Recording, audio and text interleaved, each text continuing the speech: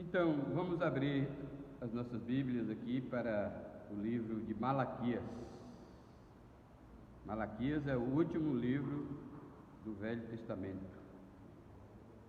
E Malaquias, obviamente, é o último profeta do Velho Testamento antes de João Batista, certo? Nós vamos ler a segunda parte do capítulo 2, porque já fizemos a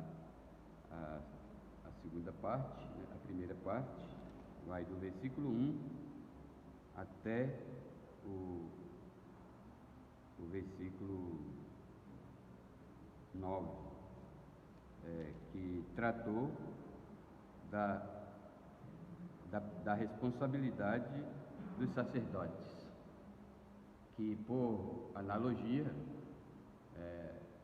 no contexto do Novo Testamento e da Bíblia toda, a responsabilidade dos pastores, né? Os sacerdotes eram responsáveis pelo culto na época do Velho Testamento, no período do Velho Testamento. Os sacrifícios eram governados pelos sacerdotes. Então, quando um judeu trazia uma oferta, um sacrifício, que na época, antes do Cordeiro de Deus se manifestar, o sacrifício era de um cordeiro, de um boi, de um novilho, né? E os pobres que não tinham boi nem ovelhas, né? Ia no mato, armavam uma arapuca. Você sabe o que é arapuca?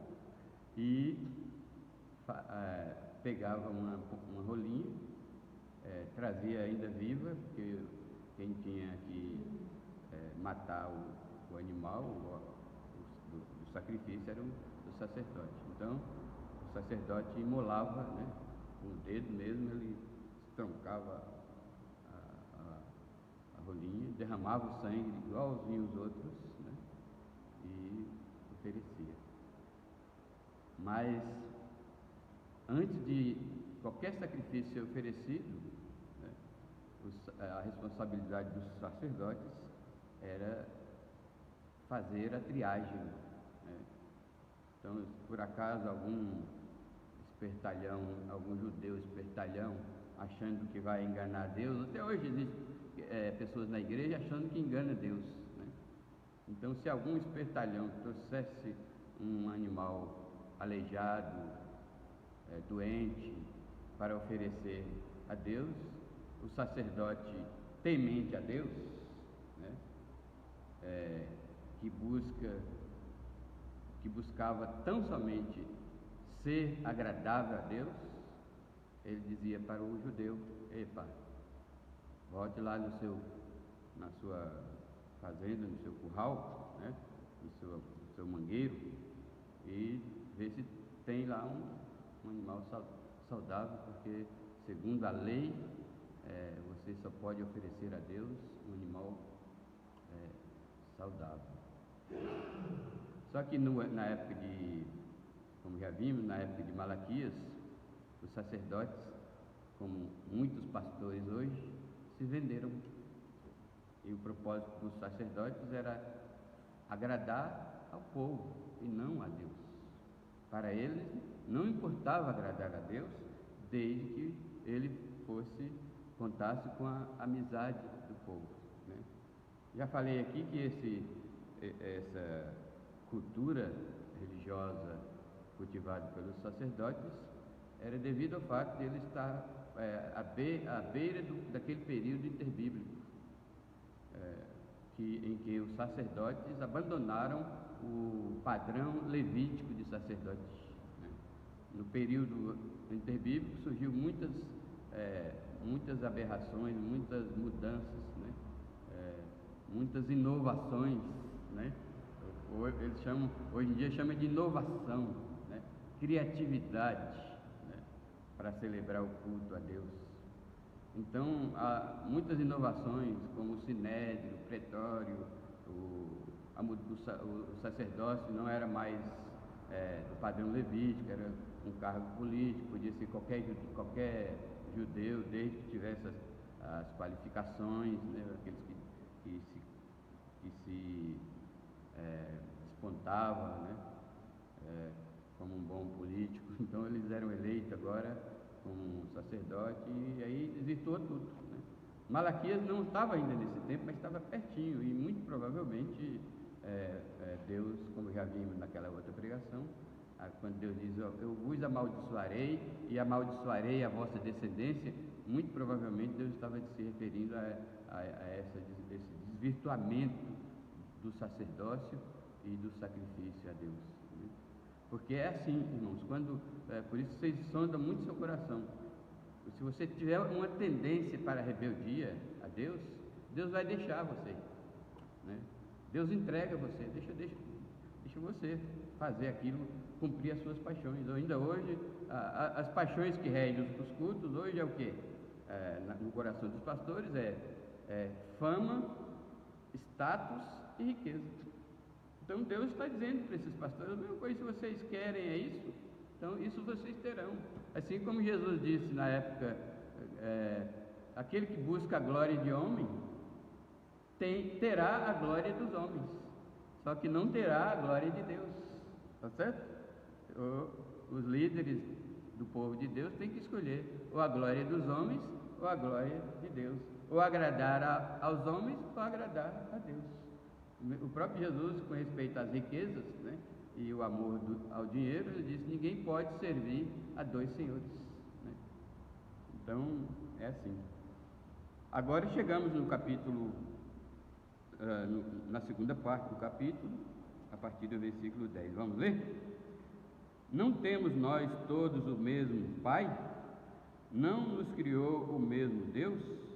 Por que seremos desleais uns para com os outros, profanando a aliança de nossos pais? Judá tem sido desleal, e a abominação se tem cometido em Israel e em Jerusalém, porque Judá profanou o santuário do Senhor, o qual ele ama, e se casou com adoradora de Deus estranho. O Senhor eliminará das tendas de Jacó o homem que fizer tal, seja quem for, e o que apresenta ofertas ao Senhor dos Exércitos. Ainda fazeis isto: cobris o altar do Senhor de lágrimas, de choro e de gemidos, de sorte que ele já não olha para a oferta, nem a aceita com prazer da vossa mão. E perguntais: por quê? Porque o Senhor foi testemunha da aliança entre ti e a mulher da tua mocidade, com a qual tu foste desleal, sendo ela a tua companheira e a mulher da tua aliança. Ninguém com resto de bom senso o faria, mas que fez um patriarca, buscava descendência prometida por Deus. Portanto, cuidai de vós mesmos, e ninguém seja infiel para com a mulher da sua mocidade, porque o Senhor Deus de Israel diz que odeia o repúdio, e também aquele que cobre de violência as suas vestes, diz o Senhor dos Exércitos. Portanto, cuidai de vós mesmos e não sejais desleais. Que bênção, né?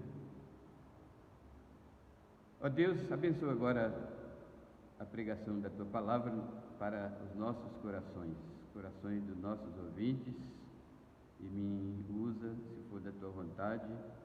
Eu busco em Ti a iluminação, busco no Espírito Santo a sabedoria, busco em Ti a graça para expor essa passagem da Escritura.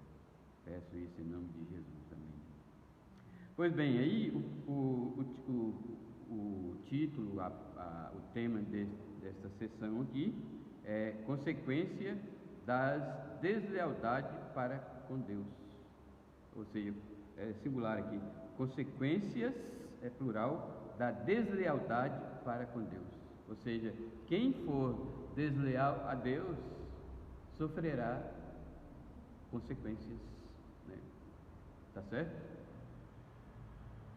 Então, que deslealdade, que tipo, que espécie de deslealdade eram praticadas entre o povo?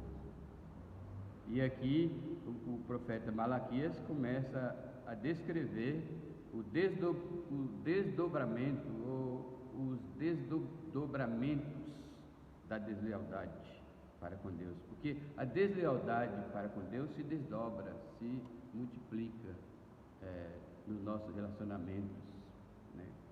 E aí as coisas ficam ruins para nós. Ou reflexos, né, da nossa lealdade a Deus, deslealdade a Deus. Então, a nossa deslealdade a Deus reflete em outras áreas da nossa vida, né?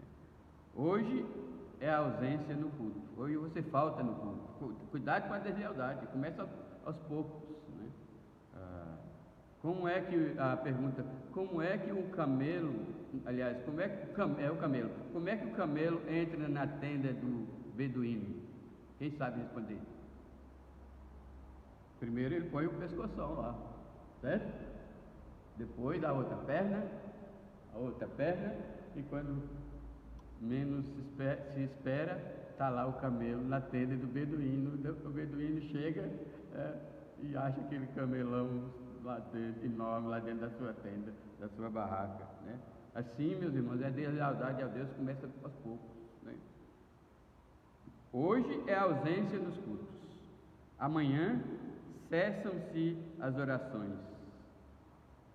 Depois a leitura bíblica. E se instala a falta de amor, e tudo isso pode se desembocar no convívio no lar, né? Aí começa a deslealdade no lar.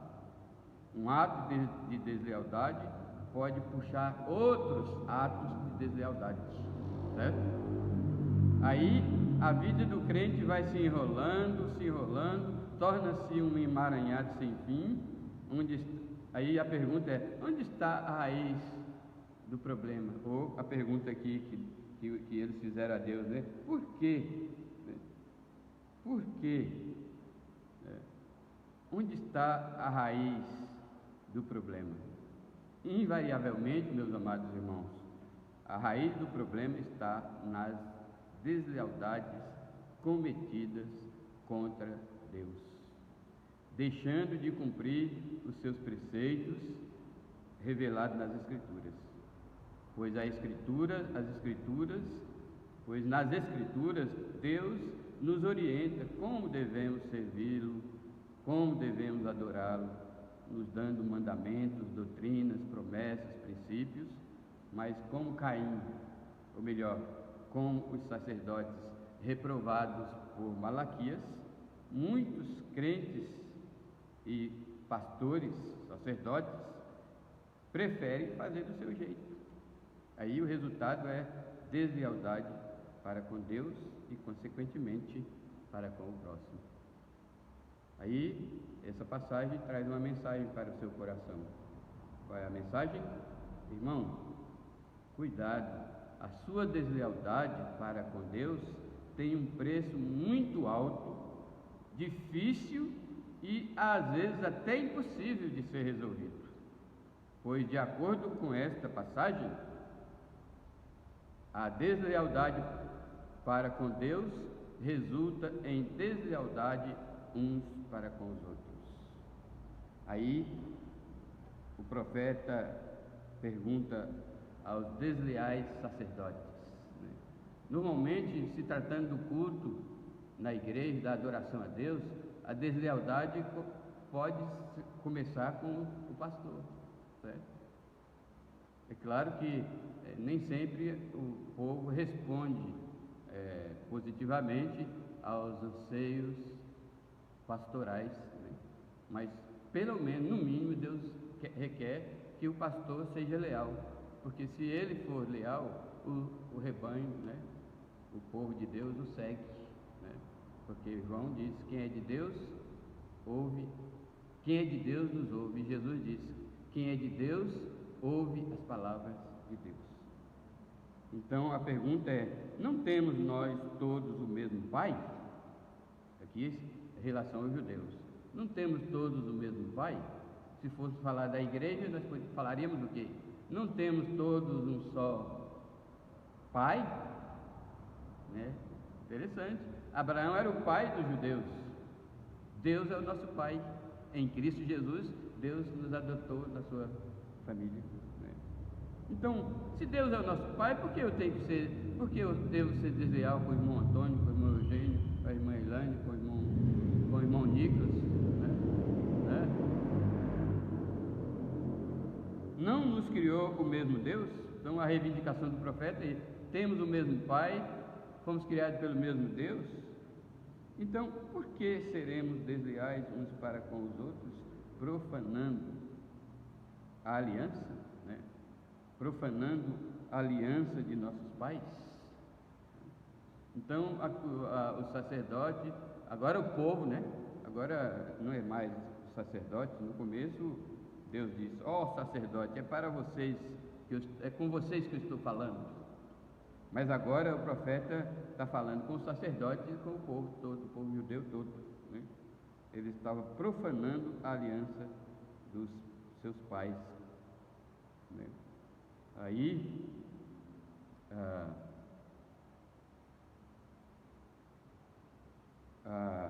como? Né? Judá tem sido desleal. Né? Judá tem sido desleal, está dito aqui. Aí, esse primeiro ponto é bem curtinho, né? Que diz que a deslealdade para com Deus resulta na deslealdade uns para com os outros. Ou seja, eles estavam sendo desleal para com Deus, levando animais doentes, enfermos, para sacrificar a Deus, dando o pior para Deus. Ainda hoje os crentes, muitos deles dão o pior para Deus, né? E as consequências é inevitável, né? Se você dá o pior do seu tempo, o pior dos seus bens, o pior dos seus talentos, o pior da sua vida, não é zeloso, né, para com Deus, se você é tão cuidadoso consigo mesmo que esquece de ser cuidadoso com as coisas de Deus, então a consequência é que uma hora dessa você vai ser desleal até com a sua esposa, com o seu chefe, com o seu patrão, com o seu amigo, com o seu irmão em casa, com o seu pai, com os seus pais, né? E a deslealdade em sua vida, porque por você ter sido desleal com Deus, é um caminhão sem freio, desgovernado numa ladeira, né? Não tem como parar. E está cheio de pessoas seguindo cada dia, precipitando na deslealdade. Ele adquire uma desconfiança, ninguém confia nele, porque ele é em tudo desleal, né? Não tem compromisso, né? E o segundo ponto aqui irmãos, a semelhança de Judá, sua deslealdade aos princípios e mandamentos de Deus, como estão revelados nas Escrituras, são classificados como profanação do santuário. Qualquer deslealdade nossa com Deus, com os seus princípios, com os seus mandamentos, e por que também não dizer para com as suas promessas, né, vai de acordo com as Escrituras, que a palavra de Deus é muito clara com respeito aos princípios, aos mandamentos, às doutrinas, né? Tinha esquecido da doutrina, né? É muito clara, de modo que quem transgride uma doutrina, por exemplo, há religiões que erram na doutrina da salvação. Erram na doutrina da salvação, eles erram em tudo, né? Incrível, como diz o Salmo, do Salmo, um abismo chama outro abismo, né? É um perigo. Para você pecar, basta cometer o primeiro pecado, né? Para você ser desleal, basta cometer a primeira deslealdade, né? Se você não pisar no freio logo, não se arrepender, não confessar e não voltar a ser uma pessoa compromissada com as coisas de Deus, aí ninguém segura mais o seu caminhão velho. É precipício na certa. Então, a semelhança de Judá, como Judá estava praticando deslealdade contra os princípios, os mandamentos de Deus, como está revelado na Escritura, se você for desleal a Deus assim, isso é chamado na Bíblia aqui de profanação. Tudo que você faz de errado é deslealdade a Deus e é profanação ao santuário. Diz aqui: Judá tem sido desleal e abominação se tem cometido em Israel. Veja aqui, por Judá ter sido desleal, Israel, olhando para lembre-se que na época ainda havia a divisão das 12 tribos e das 10 tribos e das 2 tribos. Judá, por estar próximo ao templo de Salomão, por estar próximo à adoração, pelos reis, estar próximo aos profetas, ele tinha uma responsabilidade de ser um exemplo para Israel. Então, mas Judá foi desleal, né? O povo de Judá ia levar sacrifício. Israel não tinha onde. Esse foi um dos problemas da divisão das tribos de Israel em 10 e 2 tribos, né? Porque as 10 tribos se chamou Israel e as 2 tribos se chamou Judá, né? As 2 tribos. Então, uma das dificuldades foi a presença do templo, né?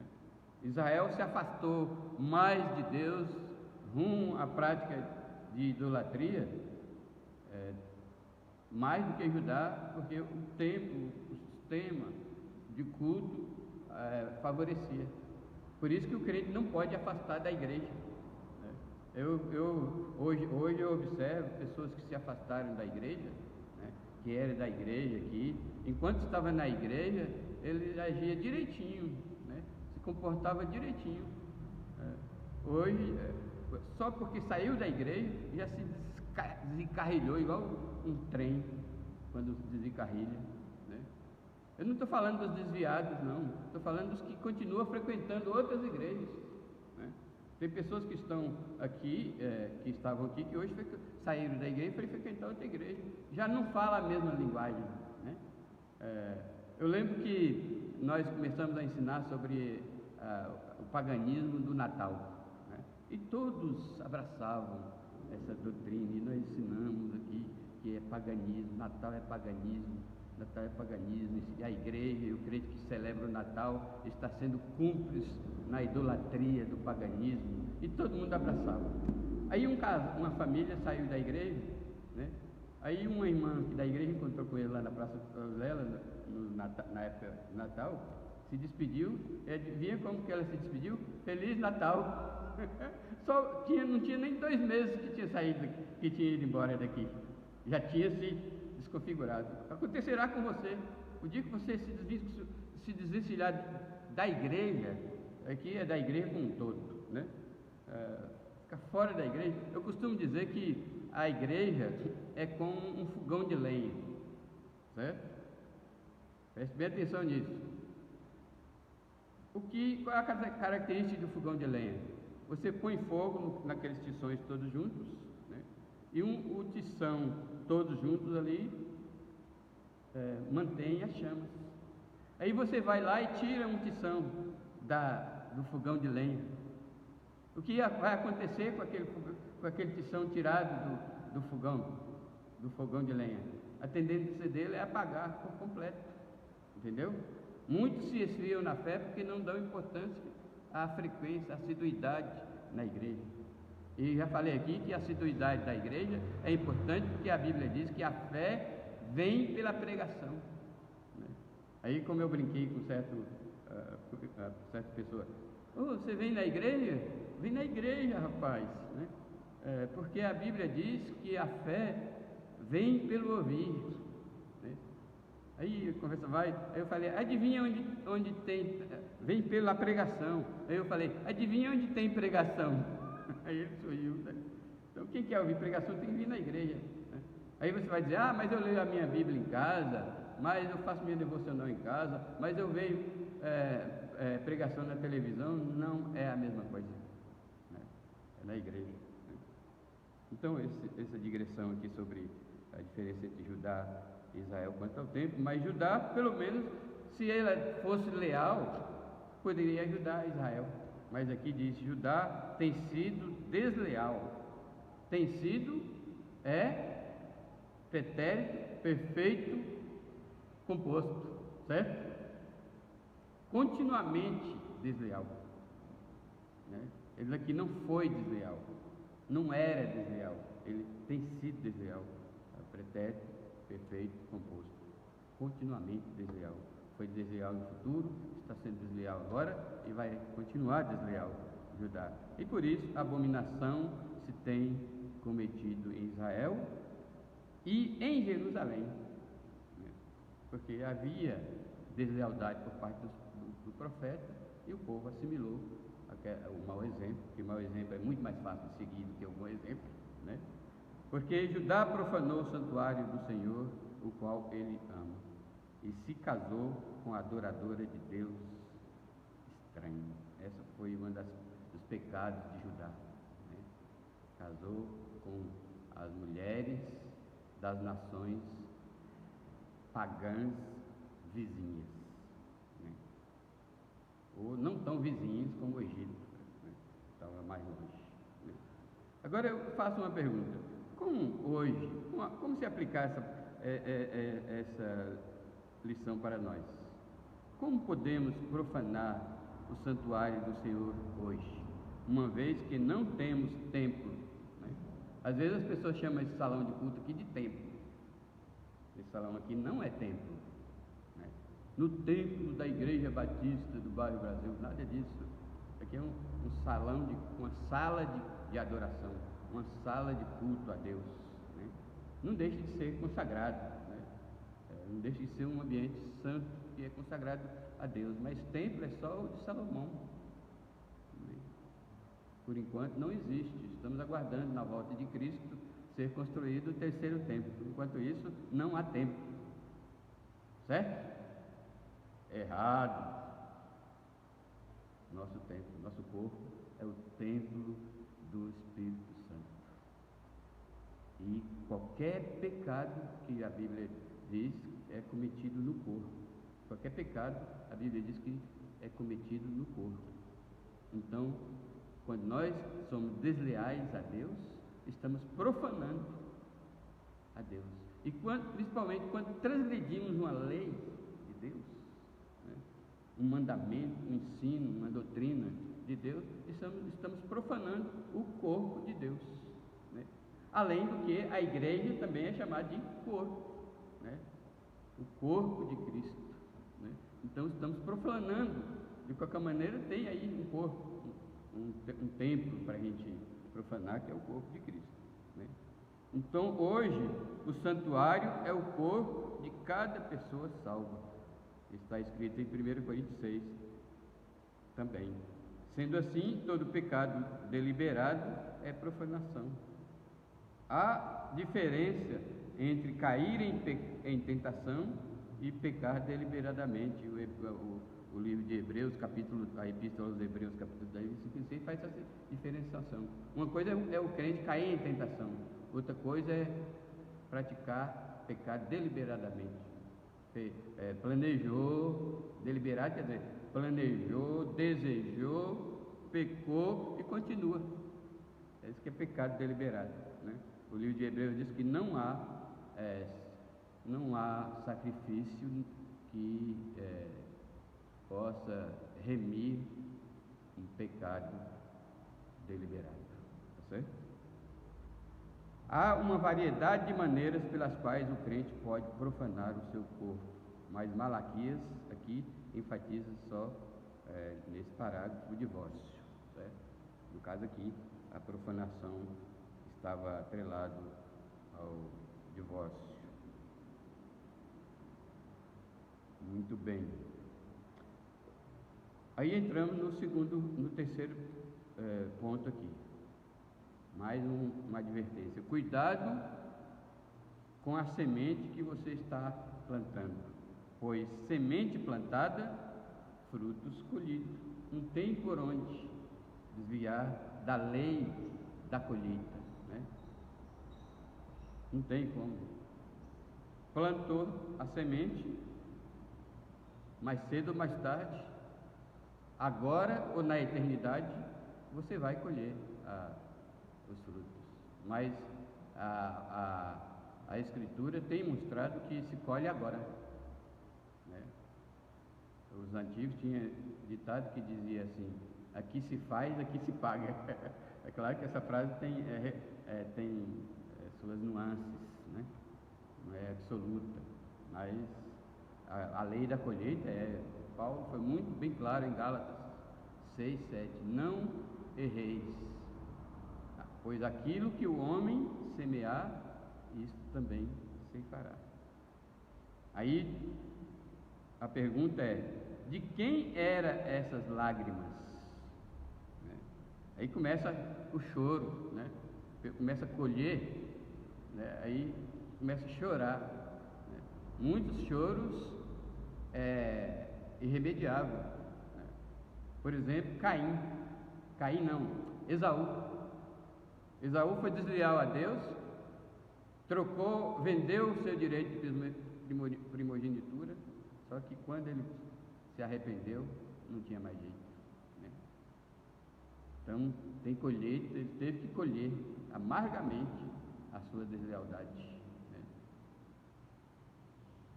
Ainda fazeis isto, cobris o altar do choro do Senhor de lágrimas, de choro e de gemido, de sorte que ele já não olha para a oferta, nem a aceita com prazer da sua mão, né? Agora, o texto aqui não diz, não fica muito claro quem é que estava chorando, né? Se eram os sacerdotes, o povo que tinha sido desleais. Qual foi a deslealdade cometida, né? O versículo 1: Judá tem sido desleal e a abominação tem sido cometida em Israel e em Jerusalém, porque Judá profanou o santuário do Senhor, o qual ele ama. Deus ama o santuário. Esse santuário aqui, ó, o corpo nosso, Deus ama, né? Deus ama o corpo de Cristo, a igreja, né? Deus amava o santuário, o templo de Salomão. Deus amava, né? E Judá profanou o santuário do Senhor, o qual ele ama. O que ele fez? Se casou com a adoradora de Deus estranho. Fez aliança com reis pagãos, e as alianças que se fazia, às vezes a aliança tinha como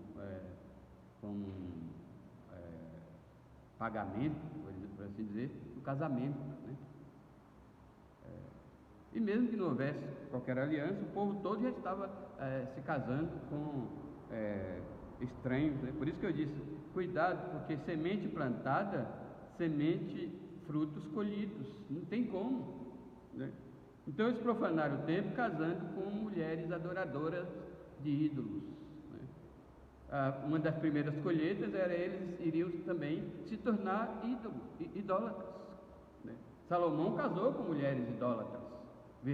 Resultado: Salomão se tornou um idólatra, né?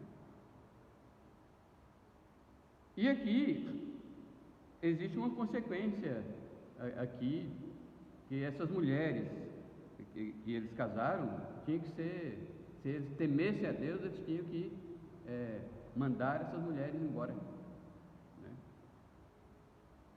Como prova de lealdade a Deus. Aí daqui a pouco eu volto aqui. Qual é a origem dos problemas dos crentes hoje em dia? E perguntas: por quê? O texto diz: e perguntas: por quê? Aí o Senhor responde: porque o Senhor foi testemunha da aliança entre ti e da mulher da tua mocidade, com a qual foste desleal, sendo ela a tua companheira e a mulher da tua mocidade. Agora Deus já entra, você vê que uma deslealdade puxou a colheita, e agora, o que eu falei no começo, você é desleal agora, essa deslealdade puxa outras deslealdades, né? Então eles estavam acostumados em uma deslealdade, que era casar-se com uma mulher adoradores de ídolos das outras nações. Aí as próprias mulheres compatriotas dele, né, judias, que eles casavam, eles estavam tão acostumados à deslealdade a Deus, a deslealdade, a desobediência a Deus, casando com mulheres estranhas, que adoravam a deuses estranhos, que agora passou a ser normal eles traírem as próprias mulheres com as quais eles casaram licitamente, né? Ou seja, a mulher da tua mocidade com a qual foste desleal, sendo ela a tua companheira e a mulher da tua aliança. Ele já estava vendo traição e adultério no meio do povo de Israel, porque o caminhão velho sem freio estava na descida, não tinha jeito mais, ninguém parava, né? Essa é a consequência. Tudo que a gente planta, a gente colhe, né? Como eu disse anteriormente, a vida de crentes que vai cometendo um pecadinho pequeno, outro, a vida vira um emaranhado, né? Quase sem retorno, né? Foi por isso que eu disse lá que no começo que muitas das deslealdades, muitos problemas fica difícil. Quem é desleal paga um preço tão alto que muitas vezes fica difícil de resolver, né? Aí Deus diz aqui Deus faz aqui o profeta faz a justificativa. Por que Judá profanou, né? E por que ele, tendo profanado, essa deslealdade teve sequência no casamento lícito, né? E eles começaram a ser desleais com a mulher da sua mocidade, com aquela que ele fez aliança, né? Por quê? Né? Aqui diz, aí o Senhor explica: o Senhor eliminará das tendas de Jacó o homem que fizer tal, ou seja, que for desleal com a mulher da sua mocidade, com a sua esposa, com quem ele fez uma aliança, né? O Senhor eliminará das tendas de Jacó o homem que fizer tal aliança, seja quem for, e também o que apresenta ofertas ao Senhor dos Exércitos. Quer dizer, o assunto das ofertas está sendo trazido aqui pelo profeta Malaquias, porque porque é o X da questão, né? É a origem de todas as deslealdades. Se você não se consagra a Deus, se você não dá o melhor para Deus, se você não serve com presteza, com dedicação, com consagração a Deus, né, os outros problemas são consequências, né? Ainda fazeis isso, cobris o altar do Senhor de lágrimas, de choro e de gemidos, de sorte que ele não olha para a oferta, nem aceita aceita com prazer. Eu estava explicando que choro é esse, né? Parece que aqui há a possibilidade de ser o choro das mulheres, né? Lamento das mulheres que tinham sido traídas, né? Com quem eles tinham sido desleais, né? Aliás, o pecado provoca muito choro, muito sofrimento. Às vezes as pessoas pensam: eu fiz um pecado, ninguém viu o pecado. Ninguém viu agora, mas a Bíblia diz: eis que o vosso pecado apesar de achar, não há nada escondido que não seja revelado, disse Deus, né? Mas sabe que o seu pecado, por menor que seja, vai afetar as pessoas ao seu redor, e dependendo do tamanho da repetição do pecado, da gravidade do pecado, do tamanho do pecado, esse pecado pode afetar até países distantes, né? Pode afetar o bairro, pode afetar a família, pode afetar os parentes, pode afetar o bairro, pode afetar a cidade, até o país inteiro, e transpor barreiras, né? Pecado é uma coisa séria, né? Então, pode ser que seja mesmo lágrimas das mulheres com quem aqueles homens estavam sendo desleais, né? Mas a pergunta por quê, né?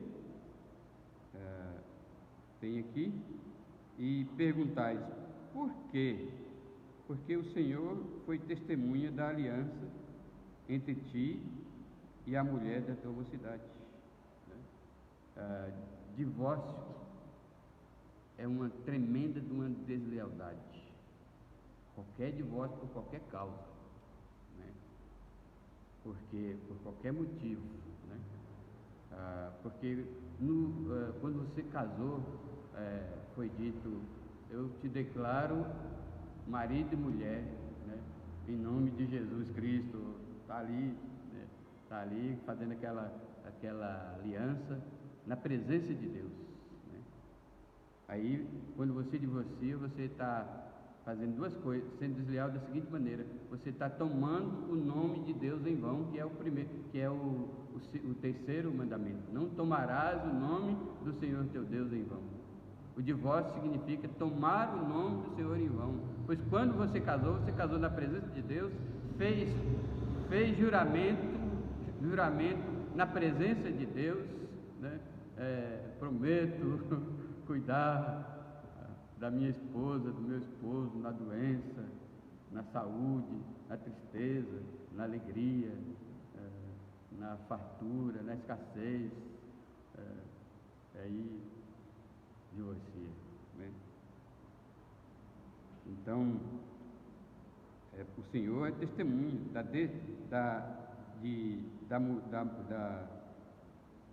testemunho da aliança entre ti e a mulher da tua mocidade, com a qual foste desleal, sendo ela a tua companheira e a mulher da tua mocidade. Muitas vezes, ao transgredir um princípio da palavra de Deus, isso será visto por Deus como uma tentativa de frustrar os propósitos de Deus, né? Aí o versículo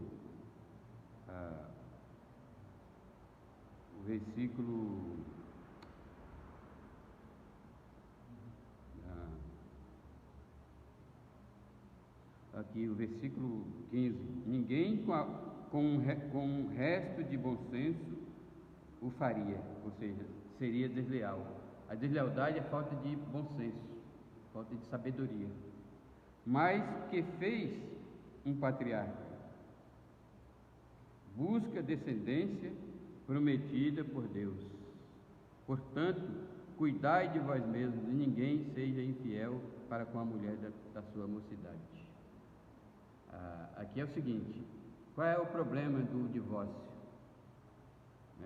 Que é a deslealdade aqui explicada, implícita aqui e explicada aqui em Malaquias.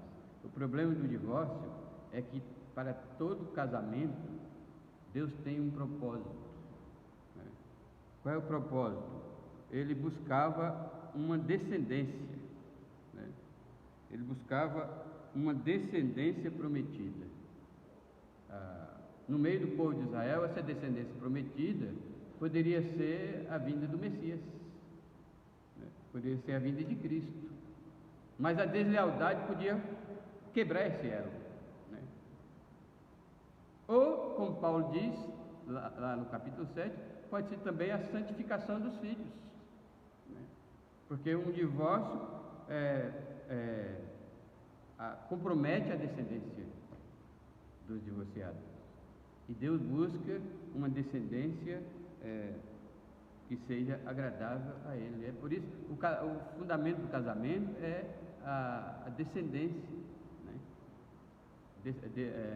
A criação de descendência a partir daquele casamento, multiplicação dos filhos, né? Crescei e multiplicai, né? Então, no compromisso do casamento, aí por isso, o que Deus odeia? Deus odeia pelo menos 3 coisas, né? Aqui diz: porque o Senhor Deus de Israel diz que odeia o repúdio. Repúdio aqui é a mesma palavra para divórcio, né? Porque o Deus de Israel, o Senhor Deus de Israel, diz que odeia o repúdio. Ou seja, Deus odeia o divórcio. E também aquele que cobre de violência as vestes. E diz o Senhor dos Exércitos: Portanto, cuidai de vós mesmos e não sejais infiéis. Então, o que Deus odeia? Eu relacionei aqui 3 coisas. Primeiro, Deus odeia o divórcio, porque o Senhor Deus de Israel diz que odeia o divórcio. Então, o divórcio em si já é pecado, porque Deus odeia o divórcio. E as consequências desse divórcio, Deus continua odiando. Ou seja, não vai tratar aqui, nem eu vou tratar, mas aqui a outra coisa que Deus, a consequência do divórcio, sempre foi o recasamento, né? Então, quem se divorcia por rebeldia. Jesus explicou que foi por dureza de coração, lá no capítulo 19, e essa dureza de coração que fez o marido se divorciar da mulher e a mulher do marido, continua ele querendo se casar novamente.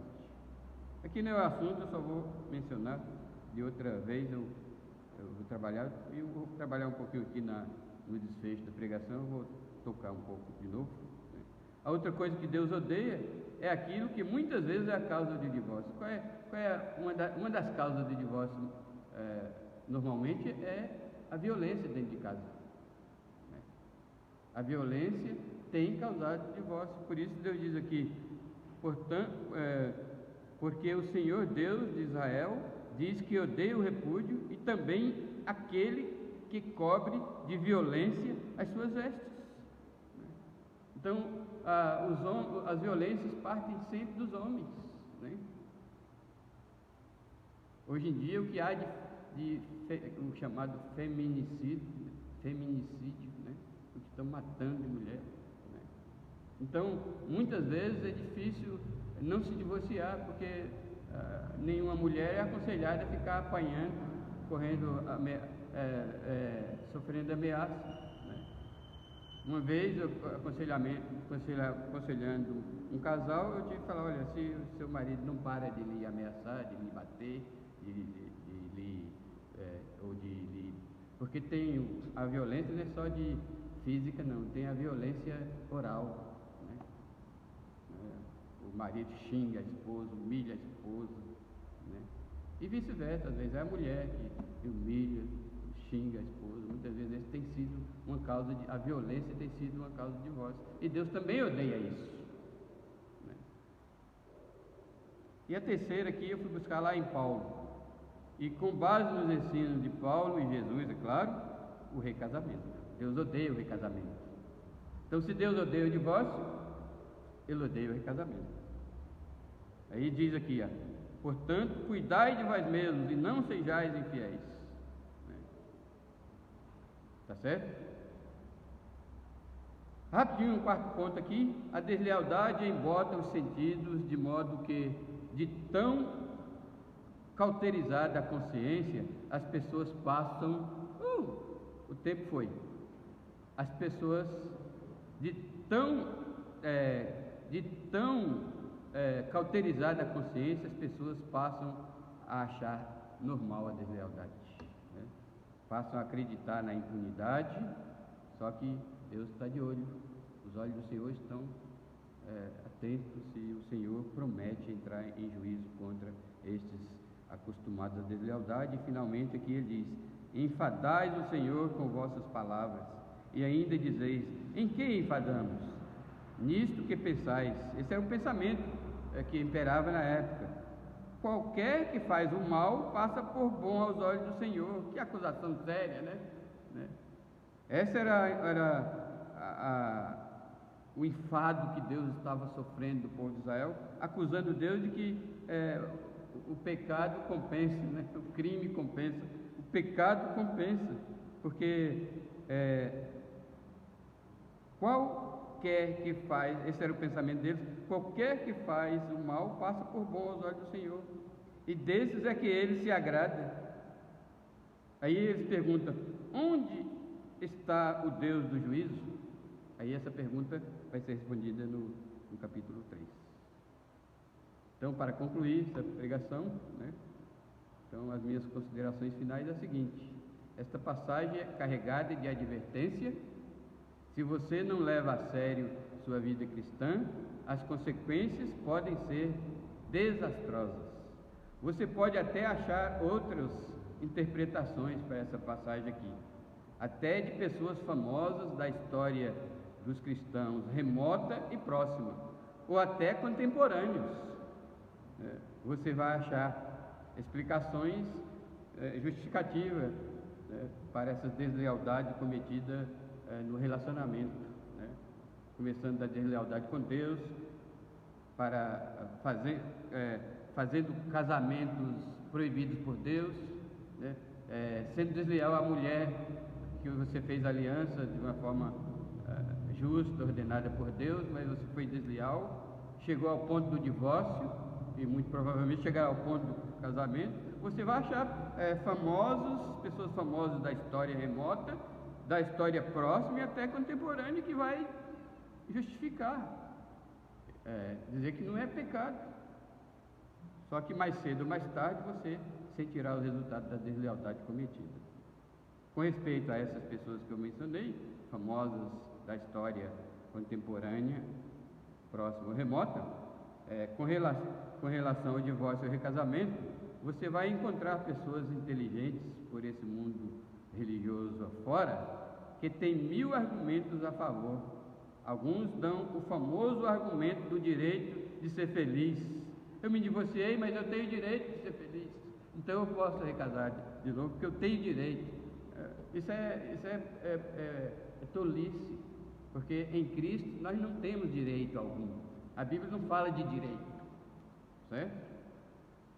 A Bíblia fala que as misericórdias do Senhor é a causa de não sermos consumidos. Porque se nós temos direito, meus irmãos, é ir para o inferno, é ser algo de muita tristeza, muito sofrimento. Coronavírus é fichinha para o que nós merecemos. Nós merecemos coronavírus, nós merecemos o inferno, o lago de fogo. Mas as pessoas, para justificar o injustificável, explicar o inexplicável, diz que tem direito, E vai apresentar muitos outros argumentos. Por exemplo, os puritanos aí um exemplo remoto, pessoa inteligente, famosas, muito remota na história, Os teólogos puritanos, acerca dos puritanos, e vou dizer isso aqui, mas eu tenho muito apreço, muito respeito pelos puritanos. Eu os considero que foram teólogos refinados, preparados, fiéis à palavra, na exposição da palavra de Deus, mas eles aconselhavam o recasamento da pessoa injustiçada. Quem é a pessoa injustiçada? A pessoa que foi traída, Se a sua mulher cometeu adultério, você tem direito de se casar de novo, diziam os puritanos, Mas eles, embora sejam bons teólogos refinados, fiéis na exposição da palavra de Deus, eles erraram aqui. Agora, eu não os condeno, porque eles eram seres humanos, Eles eram humanos, e humanos cometem erros. Por isso, essa parte dos puritanos eu não concordo e não obedeço, e não sigo.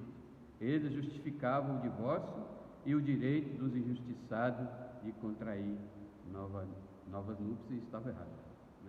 Encontrei alguém na internet também que argumentou que, se Deus mandou Esdras dizer para os homens que tinham se casado com mulheres pagãs que as mandassem embora, Esdras capítulo 10, versículo 10 e 11, é porque o divórcio e o recasamento não é pecado. Fala ela, E eu já lhes referi a deslealdade justa e a deslealdade injusta. A deslealdade justa não é deslealdade, mas arrependimento. É voltar à sensatez. Casar com mulheres pagãs era proibido, portanto, mandá-las embora era arrependimento, voltar à sensatez. Não se pode afirmar o mesmo de 1 Coríntios, capítulo 7, Romanos 7, mas isso é assunto para outro estudo. Por hora vamos nos ater a Malaquias. Amém?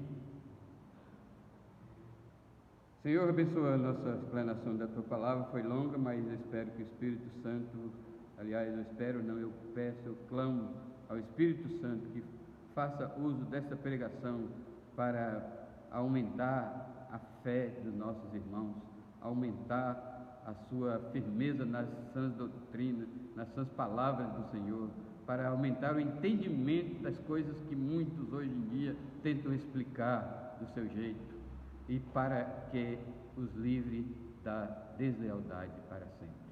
Em nome de Jesus, amém.